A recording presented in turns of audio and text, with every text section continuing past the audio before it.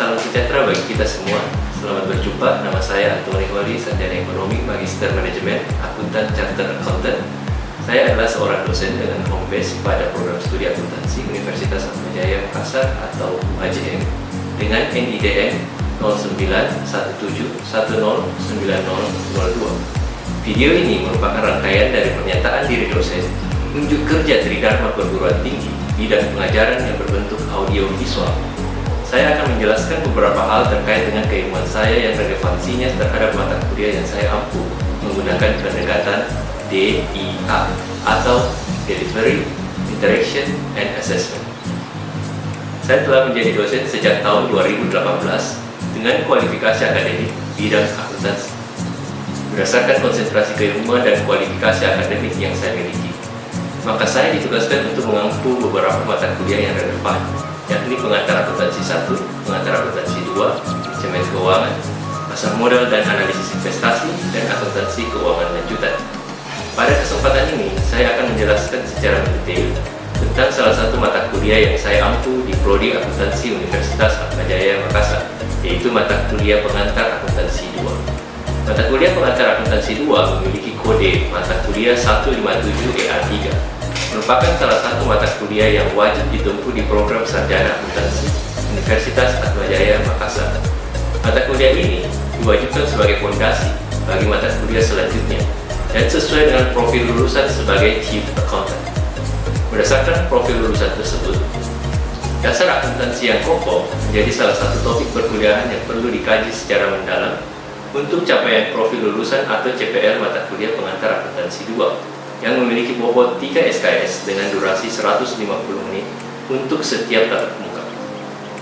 Biasanya, mata kuliah ini dijadwalkan sekali dalam seminggu dan mahasiswa diwajibkan untuk mengambil mata kuliah ini pada semester genap yang merupakan paket mata kuliah wajib bagi mahasiswa semester 2. Deskripsi mata kuliah akuntansi pengantar 2 adalah mata kuliah ini merupakan mata kuliah untuk membangun kompetensi dasar mahasiswa dalam pembuatan jurnal atas beragam transaksi, pemahaman atas konsep dasar, mengaplikasikan perlakuan akuntansi atas aset, liabilitas, ekuitas, serta menyajikannya pada laporan keuangan. Tujuan yang ingin dicapai pada mata kuliah akuntansi pengantar 2 yaitu menunjukkan sikap bertanggung jawab atas pekerjaan di bidang akuntansi secara mandiri, mampu menganalisis metode dalam menyusun laporan keuangan, mampu mengaplikasikan jurnal dalam penyusunan laporan keuangan, serta mampu mempresentasikan penyusunan laporan keuangan. Saya memadukan pembelajaran dengan interaksi menggunakan teknologi agar mahasiswa dapat lebih memahami proses pembelajaran. Saya menggunakan sistem PBL atau Problem Based Learning yang menyajikan proses pembelajaran dengan beragam kasus atau contoh-contoh yang ada dalam dunia nyata. Selain itu, saya akan melakukan evaluasi untuk menguji pemahaman mahasiswa terkait pembelajaran yang telah dilaksanakan melalui kuis di kelas dan latihan soal. Saya juga akan menginstruksikan agar mahasiswa belajar terlebih dahulu terkait materi yang akan dipelajari pada pertemuan berikutnya, dengan tujuan agar mahasiswa memperoleh pemahaman dasar sehingga dapat mengikuti pembelajaran dengan baik. Selanjutnya, saya biasanya akan menanyakan hal-hal mendasar kepada mahasiswa sebelum memulai proses pembelajaran. Hal ini dimaksudkan untuk mengetahui pemahaman dasar mahasiswa. Setelah melakukan proses pembelajaran ini berulang kali, saya melihat adanya perubahan dalam antusiasme mahasiswa untuk bertanya dan menanggapi materi dalam perkuliahan, sehingga proses pembelajaran menjadi tidak monoton. Adapun media pembelajaran akan disesuaikan dengan kondisi. Seperti saat terjadi wabah COVID-19, perkuliahan dilaksanakan secara daring atau tatap maya melalui Google Meet, Zoom, Google Classroom, dan Google Form. Selain itu, perkuliahan juga dilaksanakan dengan luring atau tatap muka. Keduanya tetap dilaksanakan secara sinkronus agar dapat melakukan interaksi secara langsung dengan peserta didik dan memberikan pemahaman dasar akuntansi bagi mahasiswa. Saya sangat berharap agar mahasiswa yang belajar bersama saya dalam mata kuliah pengantar akuntansi 2 dapat menjadi mahasiswa yang adaptif, integratif, dan memiliki pemahaman dasar keilmuan akuntansi yang baik, sehingga dapat menjembatani mahasiswa dalam dunia industri, terutama dalam menghadapi masalah terkait akuntansi di lingkungan masyarakat sehari-hari. Adapun proses asesmen yang saya lakukan dalam pengantar akuntansi 2 berbentuk kuis yang dilakukan secara insidentil pada beberapa pertemuan, ujian tengah semester dan ujian akhir semester. Kuis diberikan berupa pertanyaan dasar untuk menguji pemahaman mahasiswa terkait materi yang telah dipelajari. Ujian tengah semester dan ujian akhir semester diberikan dalam bentuk soal kasus untuk membuat mahasiswa terbiasa dalam mengambil keputusan terkait masalah akuntansi. Adapun komponen penilaian yang saya gunakan terdiri dari presensi 10%, sikap 10%, kuis 20%, ujian tengah semester 30%, dan ujian akhir semester 30%. Penilaian sikap yang dilaksanakan meliputi kedisiplinan dan kejujuran. Sebagai penjelas atas penjelasan saya, berikut dari pemaparan audiovisual rencana pembelajaran semester mata kuliah akuntansi pengantar 2.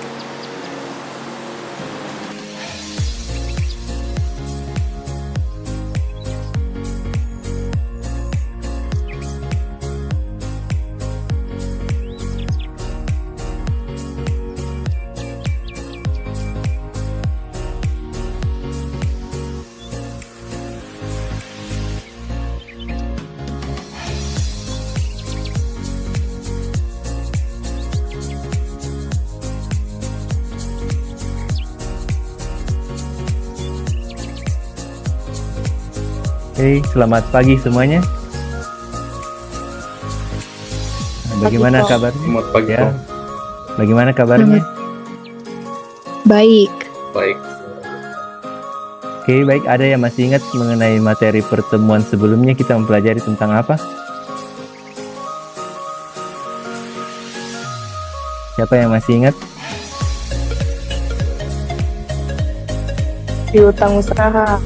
Ya, betul. Kita mempelajari tentang materi tentang piutang usaha. Nah, untuk pertemuan ini ada yang sudah pelajari. Kita akan mempelajari tentang materi tentang apa?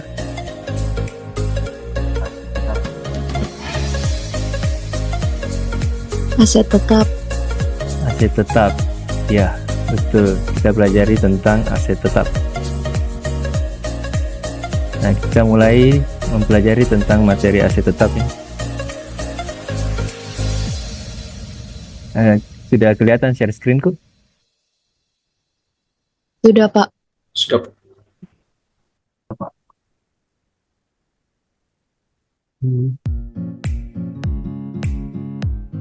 Nah, tujuan pembelajarannya itu yang pertama, mahasiswa dapat mendeskripsikan aset tetap dengan tepat. Kemudian yang kedua, mahasiswa dapat mengidentifikasi harga perolehan aset tetap dengan tepat. Yang ketiga, mahasiswa mampu menghitung depresiasi aset tetap berwujud dengan beragam metode depresiasi dengan tepat. Kemudian yang keempat, mahasiswa mampu memahami pelepasan aset tetap dengan tepat. Yang kelima, mahasiswa mampu menyajikan aset tetap pada laporan keuangan dengan tepat. Apa share screen-ku kelihatan nih? Atau ada yang terpotong? Kelihatan, Pak. Bagus. Tidak ada yang terpotong? Tidak ada, Pak.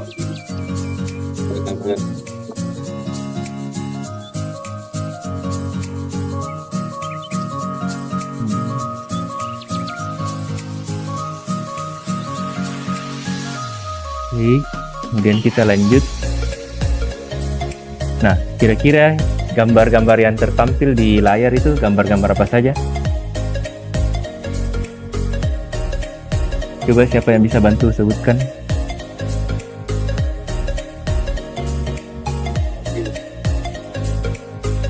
Ya, silakan. Siapa yang mau?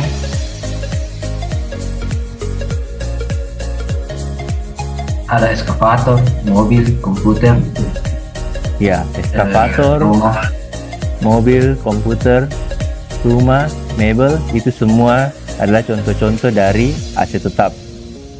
Aset tetap berwujud yang akan kita pelajari materinya pada pertemuan kali ini. Nah, definisi aset tetap berwujud itu didefinisikan seperti apa? Silakan bagi yang sudah mempelajari. Boleh dibantu? Apa definisi dari aset tetap berwujud?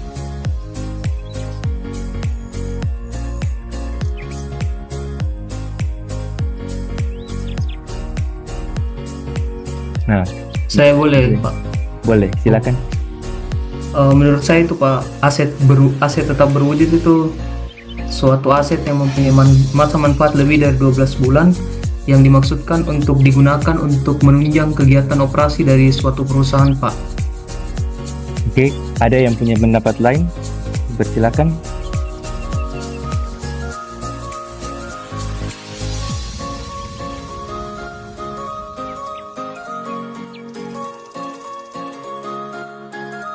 Saya Pak, Ya, silakan. aset tetap berwujud itu selain masa manfaatnya lebih dari 1 tahun, dia bersifat permanen milik perusahaan, tidak dapat dijual lagi. Oke. Nah, di sini definisi aset tetap berwujud adalah sumber daya yang memiliki substansi fisik, digunakan untuk menjalankan operasi bisnis dan bukan untuk dijual, dan dapat memberikan manfaat pada perusahaan selama beberapa tahun. Yang dimaksud dalam beberapa tahun adalah umur ekonomisnya. Nah, kemudian untuk menilai aset tetap, kita kenal istilah harga perolehan. Siapa yang mau memberikan pendapatnya mengenai definisi dari harga perolehan itu sendiri? Silakan. Saya Pak. Ya, silakan. Menurut saya harga perolehan itu adalah biaya yang dikeluarkan untuk mendapatkan suatu aset tetap. Oke. Nah, kita lihat bahwa definisi dari harga perolehan itu semua biaya yang dikeluarkan untuk memperoleh aset tetap hingga aset tetap itu dapat digunakan pertama kalinya. Berarti termasuk harga belinya, kemudian kalau ada dikeluarkan biaya asuransi itu ditambahkan, biaya pengangkutannya itu juga ditambahkan, bahkan untuk menjalankan aset tetap itu pertama kali bensinnya atau BBM-nya itu juga ditambahkan sebagai harga perolehan aset tetap. Nah, untuk menentukan umur dari aset tetap itu dikenal dengan umur ekonomis dan umur teknis. Nah, kalau di akuntansi kita menghitung aset tetap dengan berdasarkan umur ekonomis. Nah, umur ekonomis ini didefinisikan sebagai umur selama aset itu masih memberikan manfaat. Sedangkan umur teknis itu adalah sampai aset itu tidak bisa lagi digunakan atau sudah rusak. Nah, selanjutnya dikenal dengan istilah nilai residu. Nilai residu itu sama dengan nilai sisa, yaitu nilai perkiraan atau nilai estimasi ketika aset itu sudah tidak memberikan manfaat lagi di masa yang akan datang. Jadi nilai ini bisa sama, bisa lebih kecil maupun lebih besar. Nah, sampai di situ sudah dipahami mengenai hal-hal yang... Ya, Pak. Ya, silakan kalau ya. Penyusutan itu menurut saya alokasi dari aset tetap jadi biaya menjadi beban. Oke. Ada yang mau memberikan lagi pendapat yang lain?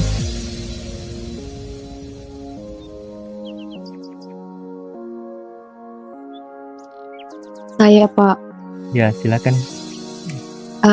penyusutan itu alokasi jumlah aset tetap yang dapat disusutkan sepanjang masa manfaatnya. Oke. Nah, kita lihat di sini definisi daripada penyusutan atau depresiasi untuk aset tetap berwujud. Itu adalah proses alokasi harga perolehan atau manfaat dari aset tetap menjadi beban secara sistematis dan rasional ke periode yang merasakan manfaat penggunaan aset tetap tersebut. Nah, kalau untuk aset tetap berwujud, itu kita menggunakan istilah penyusutannya kita sebut sebagai depresiasi. Untuk aset tetap sumber daya alam, penyusutannya kita sebut sebagai deflasi. Sedangkan untuk aset tetap tak berwujud, penyusutannya kita sebut dengan amortisasi. Untuk materi terkait dengan deflasi dan amortisasi, itu nanti kita pelajari pada pertemuan berikut.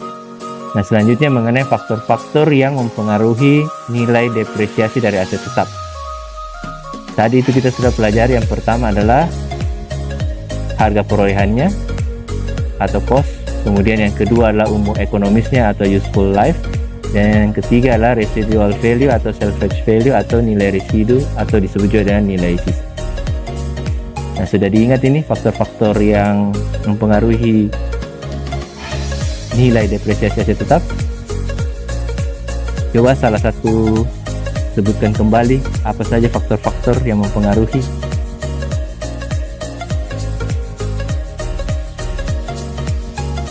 Harga perolehan, Pak.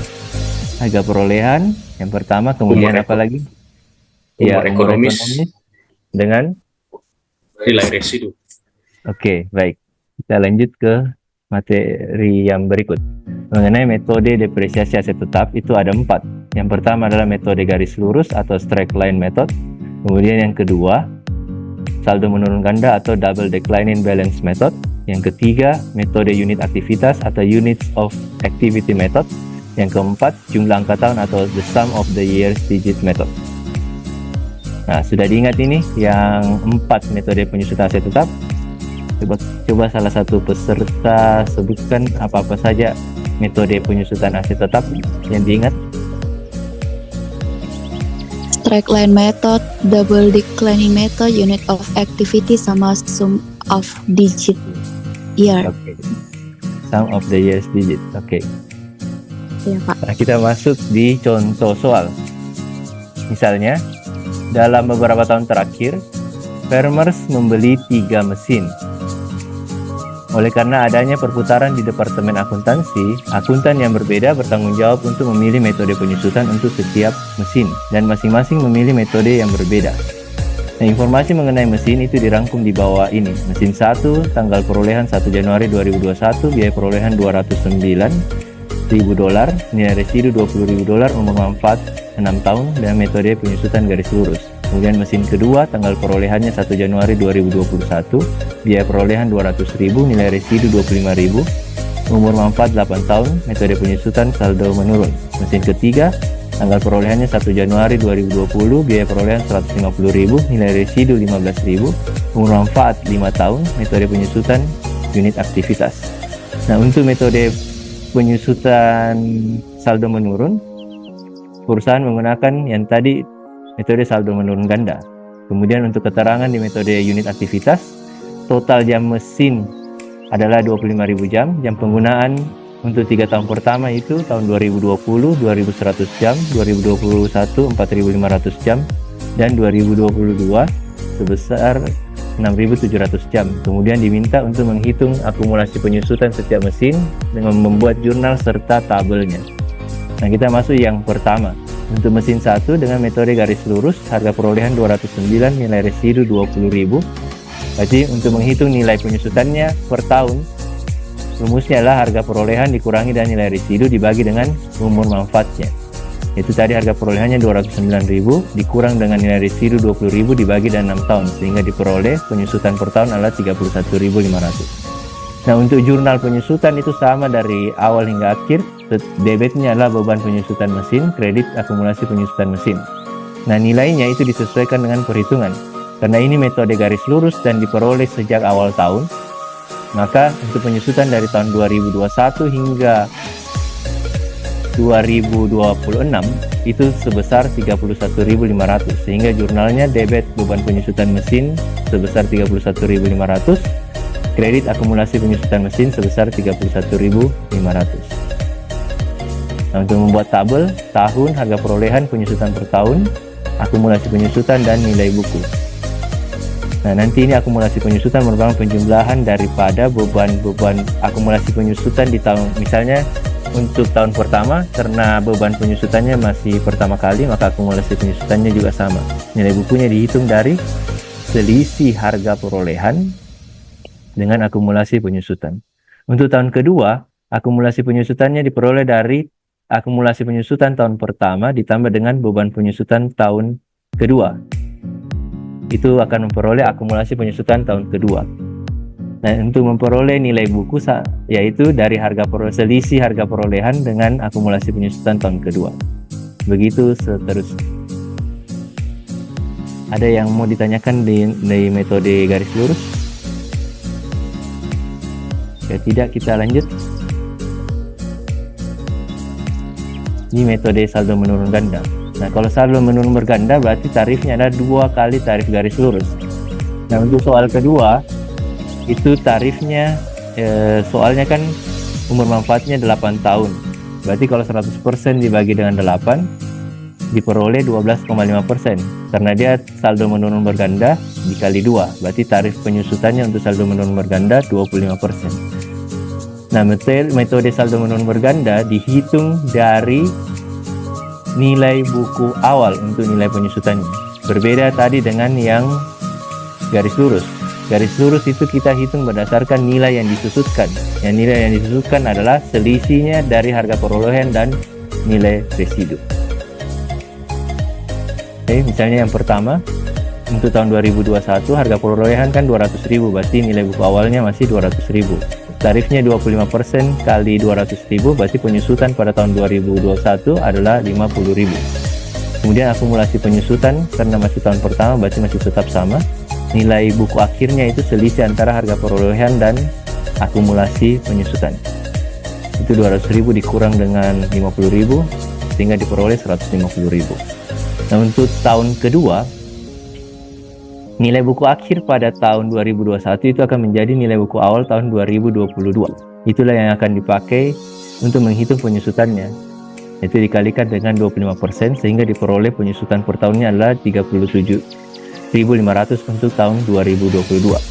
Nah, akumulasi penyusutannya itu penjumlahan dari akumulasi penyusutan tahun pertama ditambah dengan beban penyusutan tahun kedua, sehingga diperoleh akumulasi penyusutan tahun kedua sebesar 87.500. Untuk nilai buku akhir itu diperoleh dari harga selisih antara harga perolehan dan akumulasi penyusutan. Berarti harga perolehan kurangi dengan akumulasi penyusutan tahun kedua, sehingga diperoleh nilai buku akhir tahun kedua 112.500. Nah, caranya tetap sama untuk tahun ketiga, yaitu nilai buku akhir tahun kedua menjadi nilai buku awal tahun 2023 dikalikan dengan tarifnya 25%, diperoleh penyusutan per tahun 28.125 untuk tahun ketiga.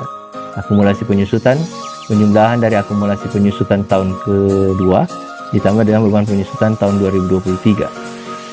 Nilai buku akhir itu selisih harga perolehan dan akumulasi penyusutannya. Yang perlu diperhatikan itu adalah di paling akhir. Paling akhirnya itu harus memperoleh nilai residu sebesar 25.000. Berarti nanti untuk beban penyusutannya itu kita selisihkan antara nilai buku yang dapat di tahun 2027 dengan 25.000. Itulah menjadi nilai penyusutan pada tahun 2028. Sehingga total akumulasi penyusutannya tetap sama 175.000. Nah, kalau sampai di sini ada yang mau ditanyakan mengenai metode saldo menurun berganda?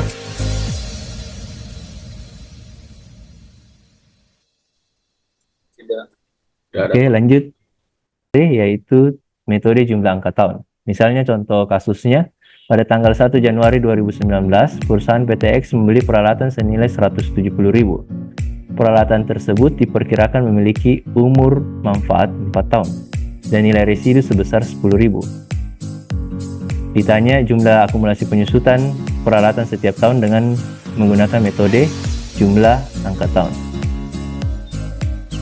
Misalnya tahun 2019, karena dia 4, berarti dia urutkan dari belakang, dari angka tertinggi ke yang terendah. Itu tahun 2019 itu dianggap 4, 2020 3, 2021 2, 2022 itu 1, jumlahnya 10. Atau kalian bisa menghitung denominatornya atau penyebutnya dengan rumus deret aritmatika N dikali dengan N tambah 1 per 2. Karena dianggap bahwa dia memiliki jumlah umur ekonomis selama 4 tahun, berarti 4 dikali 4 tambah 1 bagi 2. Berarti denominatornya atau penyebutnya adalah 10. Untuk tahun 2019 atau tahun pertama, cara hitungnya adalah 4 dibagi dengan 10 dikali dengan nilai yang disusutkan. Ya, tadi pengertiannya nilai disusutkan adalah selisih dari harga perolehan, yaitu 170.000 dikurangi dengan nilai residu atau nilai sisa 10.000. Sehingga penyusutan tahun 2019 sebesar 64.000. Penyusutan tahun 2020 berarti jadi 3/10 dikali dengan 170.000 dikurang 10.000 atau 160.000, sehingga diperoleh nilainya 48.000. Begitu seterusnya. Dan untuk jurnalnya tetap sama. Siapa mau coba jurnal misalnya untuk tahun 2019? Bagaimana jurnalnya untuk tahun 2019? Debitnya apa, kreditnya apa? Ego, Ya, silakan. untuk 2019 beban penyusutan peralatan itu 64.000 di debit, Ya, terus aku kasih penyusutan peralatan itu 64.000 di kredit. ya. Betul. Berarti seterusnya juga jurnalnya sama, tinggal angkanya yang dirubah. Nah, untuk membuat tabelnya sama persis seperti yang tadi ya, untuk waktu kita menghitung metode garis lurus dengan metode unit aktivitas. Nah, kemudian selanjutnya penyajiannya di laporan posisi keuangan.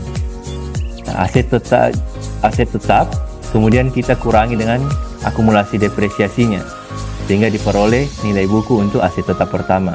Aset tetap kedua juga seperti itu, dihitung, sehingga nanti diperoleh total nilai buku itu adalah sama dengan total aset tetapnya. Atau bisa juga disajikan dalam bentuk net, yaitu aset tetap baru garis net sebesar berapa. Ini berarti sudah disajikan sama dengan nilai bukunya. Kalau penyajiannya di laporan laba rugi, kan tadi jurnalnya ada debit itu beban depresiasi atau beban penyusutan. Itu akan menjadi bagian dari beban operasional yang akan mengurangi laba di laporan laba rugi. Nah, kita sampai pada kesimpulan. Siapa yang mau membuat kesimpulan dari materi pertemuan ini? Silakan.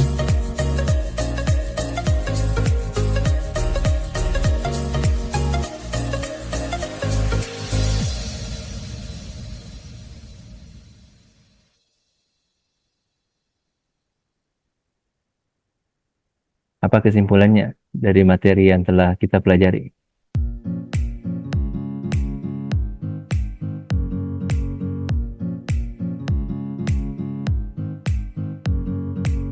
Jadi yang pertama adalah kalian telah mempelajari terkait dengan aset tetap berwujud. Contoh-contohnya tadi di awal sudah diberikan. Misalnya komputer, kemudian gedung, mesin, dan lain-lain. Terus kalian juga sudah mempelajari terkait dengan hal-hal apa saja yang mempengaruhi depresiasi atau penyusutan aset tetap. Itu harga perolehan, kemudian umur ekonomisnya, dan nilai residu. Dan terakhir ada 4 metode untuk menghitung depresiasi aset tetap berwujud, yaitu metode garis lurus, saldo menurun berganda, unit aktivitas, dan jumlah angka tahun. Nah, selanjutnya silahkan dikerjakan kuis yang terkait dengan materi ini.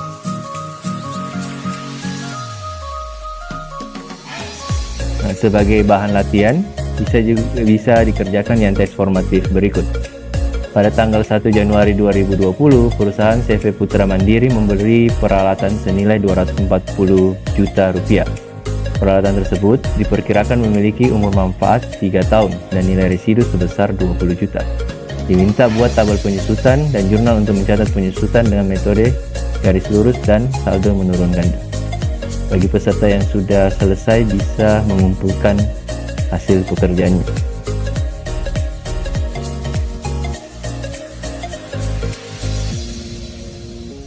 Oke, untuk tugas latihan di rumah silakan dikerjakan L91, L96, dan L911 pada textbook.